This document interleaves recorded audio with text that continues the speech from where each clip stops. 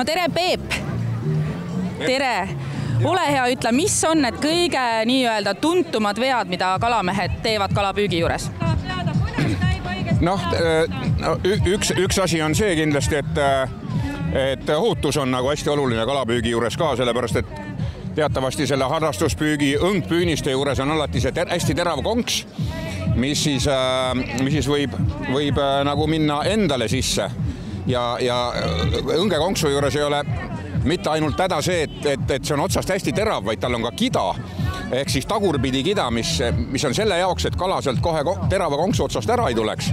Ja kui see kida sisse läheb naha sisse, siis on seda ülimalt keeruline sealt kätte saada. Et minul on seda mitu korda juhtunud ja kaks korda urgitsesin ise küll välja, aga ühe korra pidin ikka, kui pea kukla peal oli, siis pidin ikka ka traumapunkti minema. Nii et... Ma vaatan, et keegi on ka sinu oma konksu otsa saanud, et kuidas kommenteerid? See on lihtne ja kerge, kui ainult riie jääb kinni, et siis tuleb riidesse väike auk.